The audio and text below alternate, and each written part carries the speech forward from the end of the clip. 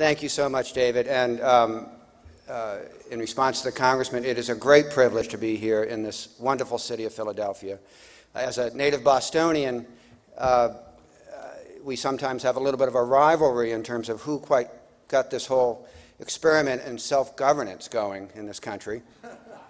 But I'm willing today to agree that it's a tie, that we together, Boston and Philadelphia, set the pace and got this great thing going. And it is a great nation. It's a great system of self-governance that's actually under fire right now. And we at the Union of Concerned Scientists are really very much focused on the nexus of science and democracy, the belief that when science is fed into, integrated into governance in a free and open way, that leads us to great things. Those are the times in our history when we become more prosperous, more secure, healthier, and the times when science is dismissed or ignored or censored or repressed, suppressed, kind of like now,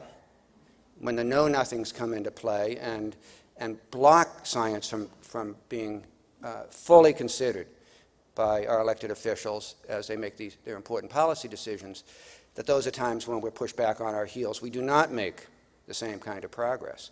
And the Congressman's reference to this ideological schism that has come into play, such that renewable energy becomes an ideological football, is really quite bizarre, when in fact it is about self-reliance. It is about reducing respiratory disease. It is about producing jobs that can't be exported, good jobs, and jobs and it's about putting more money into the pockets of consumers, businesses, and ultimately making us a leaner and a meaner society. And that all started in Boston and Philadelphia. Go figure. Well, the Obama administration has moved our country forward in a number of very important ways. Going back to in the depths of the recession, when President Obama first took office, he was putting together a stimulus financing plan, and he and his team made sure that upwards of $80 billion of that investment went to clean energy technology, went to creating clean energy jobs from the outset. This is an administration after decades of plateauing and meandering along, oversaw 2 rounds of increasing fuel economy standards for passenger vehicles, for cars and light trucks, so that we are now on track by the year 2025 to have the average fuel economy of the American passenger vehicle fleet to be almost 55 miles to the gallon. Now that's the average, and that includes SUVs, pickup trucks, and minivans.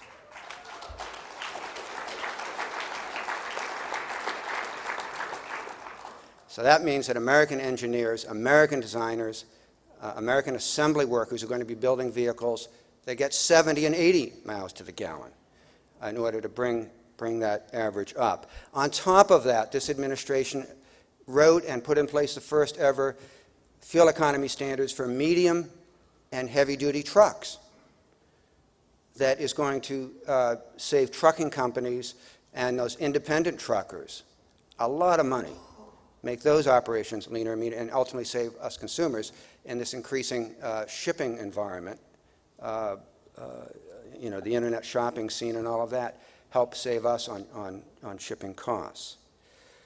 This administration has not missed an opportunity to reduce our reliance on imported oil, such that when the President called for reducing our dependence on imported oil by over 30% over the next decade and a half, in the first couple years of his administration, he can lay claim to getting us a third of the way there through those fuel economy standards and other steps and measures. This administration, under the fabulous leadership at the Environmental Protection Agency, Lisa Jackson and the regional administrators, has put in place against one of the fiercest attacks on this agency that you will see any time in our history, unwarranted attacks, has brought forward these important rules that had gotten stacked up during the Bush administration, required by Congress, required by the Clean Air Act, the Clean Water Act, and so on, and are now coming forward. So the air toxics rule, the new greenhouse gas rule for new plants. These are rules that actually are going to reduce soot, smog, mercury, arsenic, the very things that are killing our people, and will save hundreds of thousands of lives as they're implemented.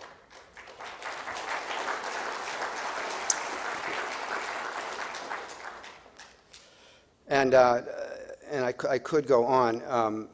It's an impressive record. It's not well known, I think, because those of us on the advocacy side often get caught up in what doesn't get done, or we get slow-walked, but it's a very impressive record. And the reason I'm taking a minute on that is because our next speaker, Nancy Sutley, has been a central driver of every one of these initiatives in her role as chair of the White House Council on Environmental Quality.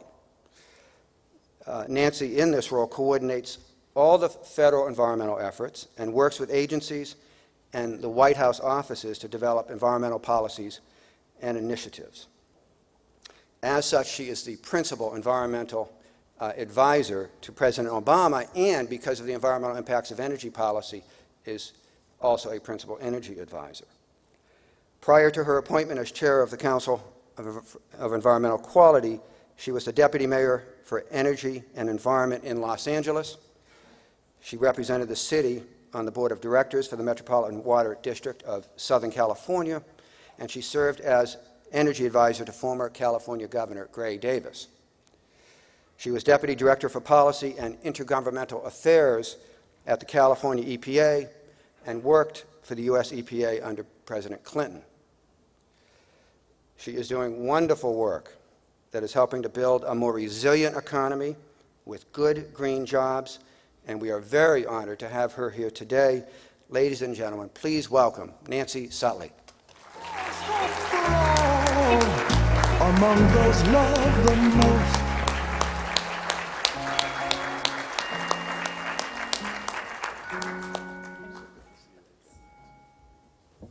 Thank you very much, Kevin. Thank you to the Blue-Green Alliance and all of you here for having me today. And it's really great to see all of you. And let me start with a thank you to all of you for everything that you're doing to focus our efforts and focus your efforts on building green jobs and a clean energy economy. And I know that you're talking today about a lot of very interesting and very exciting sustainability developments in many sectors, in transportation and housing and energy. And this work really that you're doing today and that you do every day is really laying the groundwork for the American economy of the future. So this afternoon I'd just like to spend a few minutes talking about how important that work is for our economy and some of the things that the Obama administration is doing to support your efforts and the green jobs of this generation and the generations to come. In the State of the Union address this year, the President laid out a blueprint for the American economy, called it an economy that's built to last, an economy that's built on American manufacturing, on skills for American workers, on a renewal of American values, and very importantly, American clean energy. Now, this blueprint really reflects, I think, the President's firm belief that we, as a country, do best when everyone gets a fair shot, when everyone does their fair share, and everybody plays by the same rules. A key part of this plan is leading the world in clean energy. The President has said that as long as he's president, we'll not back away from the promise of clean energy for our economy, for our environment, and for our security. That we're not going to cede industries like wind and solar and advanced batteries to other countries, to China and Germany, because we need these jobs and these industries here in the United States and here in Pennsylvania. So the President's laid out a plan for a new era of American energy, an all-of-the-above approach that doubles down on homegrown and alternative energy sources that will be designed and produced by American workers. Now, last month, the White House released a progress report on the President's blueprint for a secure energy future. And that report shows that since the start of this administration, America's dependence on foreign oil has gone down every year, falling below 50% in 2010 for the first time in 13 years, and falling to 45% in 2011, the lowest level since 1995. I think that's significant progress.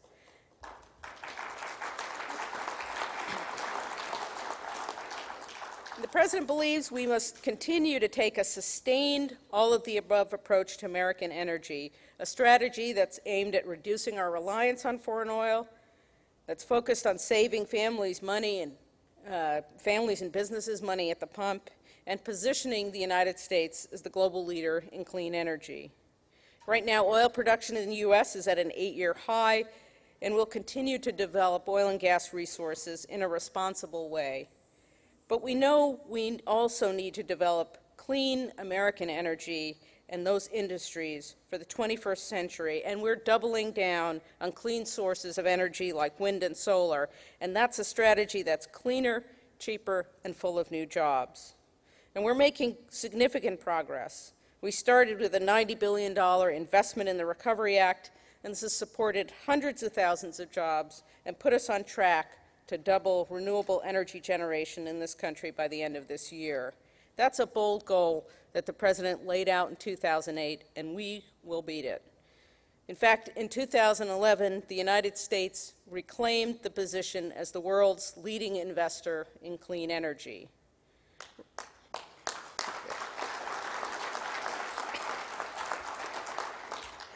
We're also looking at how we can work better and smarter to encourage clean energy industries to take hold and thrive in the United States. Let me give you one example. Last week, we announced that the administration had signed an agreement with the governors of Illinois, Michigan, Minnesota, New York, and Pennsylvania to streamline the efficient and responsible development of offshore wind energy in the Great Lakes. Unlocking the offshore wind resources in the Great Lakes could yield tremendous economic and environmental benefits throughout the region. The Great Lakes have the potential to produce more than 700 gigawatts of energy from offshore wind, about 1/5 the total offshore wind potential in the United States. If we develop even a small portion of this, we could create tens of thousands of clean energy jobs, generate revenue for local businesses, and reduce pollution in our communities. We're also focused on reducing our dependence on foreign oil by putting in place standards that will ensure that we use less of it. In an economy that relies on oil, the price at the pump affects everybody: workers, farmers, truck drivers, small business owners, and all of us. And while fuel expenditures climbed sharply over the last 25 years, as Kevin noted, fuel economy standards in the U.S. stayed flat. So when President Obama took office in 2009, U.S. fuel economy standards for passenger cars were the same as they'd been since 1985, and there were no fuel economy standards for commercial trucks. Last year, the administration announced historic new fuel economy standards that are certainly one of the President's signature environmental achievements so far, and really one of the most important environmental achievements, certainly of recent memory. These standards double the fuel efficiency of cars and light trucks by 2025. They'll save $1.7 trillion in fuel costs. They'll promote innovation and eliminate 6 billion metric tons of carbon pollution. So what this means, in simple terms, is that you fill up your car every 2 weeks instead of filling it up every week. Now, these proposed standards, these final standards and the new proposed standards were backed by 13 auto companies representing more than 90% of the U.S. auto sales. They were also backed by consumer organizations, by the UAW, and by states, environmental groups, and other stakeholders. And this support reflects the really unprecedented level of engagement between the federal agencies and the stakeholders, and that's something that the President called for. The administration met repeatedly with the key stakeholders, including the auto manufacturers, to understand the technical ability to achieve these vehicle improvements. So as a result, we have standards that are aggressive, but they're also achievable and they're good for the economy. The administration also finalized the first of their kind fuel efficiency and greenhouse standards for heavy-duty trucks that will save businesses $50 billion on fuel. And we've pursued a suite of initiatives that will complement the vehicle standards and make sure that we'll develop and manufacture advanced vehicle technologies here in the U.S. The Recovery Act included more than $2 billion for advanced vehicle technologies, an investment that's already transforming the advanced battery industry in the United States. By 2015, the U.S. will be able to produce enough batteries and components to support 1 million plug-in hybrid and electric vehicles. In 2009, the U.S. had only 2 factories manufacturing advanced vehicle batteries. Since then, we've supported 30 new advanced battery and electric vehicle component plants that are providing jobs across the country. Oops. Trying to spill. We're also promoting advanced technology vehicles by leveraging the buying power of the federal government and leading by example through smart management of government vehicle fleets. In October of 2009, the President signed an ambitious executive order on federal sustainability, directing federal agencies to reduce energy use, to reduce fuel use, water use, and greenhouse gas emissions. The federal government operates 600,000 fleet vehicles, the largest fleet of light-duty vehicles in America. That means that we can have a major impact in encouraging new markets for advanced technology vehicles. In fact, we've already doubled the number of hybrid cars and trucks in the federal fleet, and last year the President directed federal agencies to ensure that they are purchasing only alternative fuel vehicles. That's 100% of government purchases by 2015. The federal government has billions of dollars in purchasing power, and we're working to integrate sustainability into how we operate and do business across the board. And of course, we know that the cleanest energy in the world is the energy we don't use at all. And we're making strategic investments to integrate energy efficiency into the way we live and build in this country.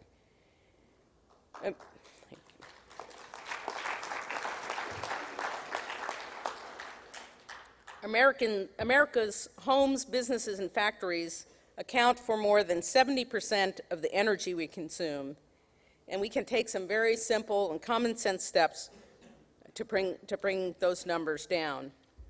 Last year, the President launched the Better Buildings Initiative to improve commercial building efficiency by 20% by 2020 and help to reduce energy costs for American businesses by $40 billion. And that's money that can be put to better use, hiring more workers and inventing new products. And also will put people back to work right away.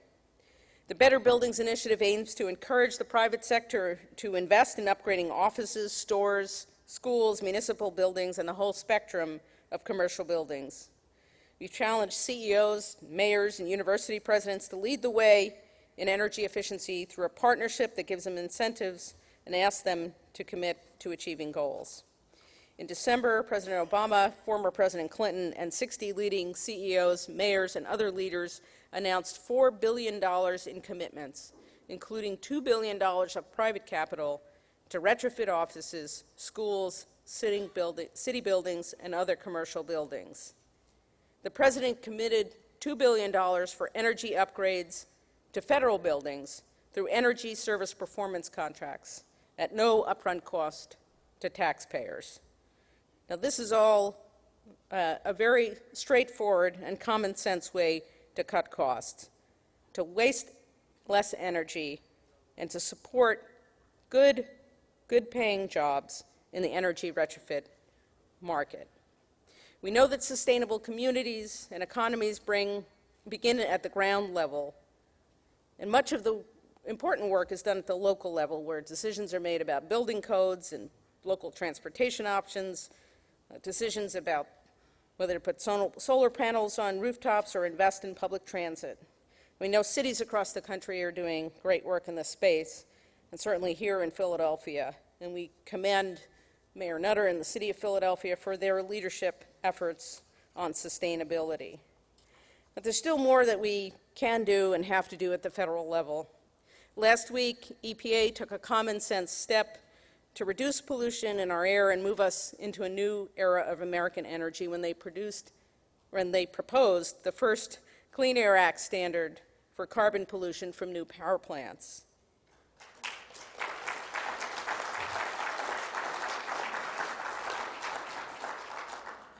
EPA's proposed standard will rely on the use of clean American-made technology to tackle a challenge that we can't leave to our kids and to our grandkids.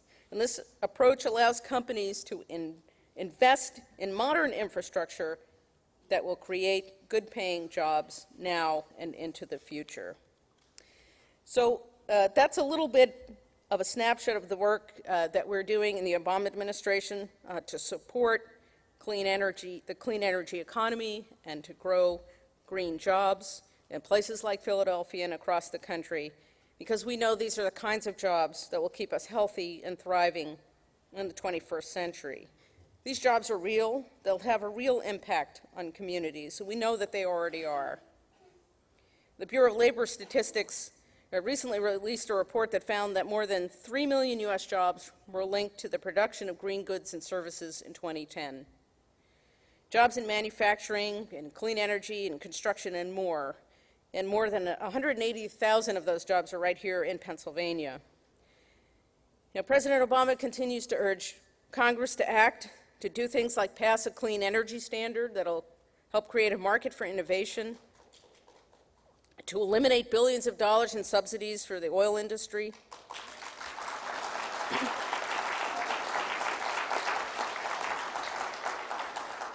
and in the meantime, the administration is moving forward with critical investments and smart policies to keep the jobs and industries of the 21st century here in the United States.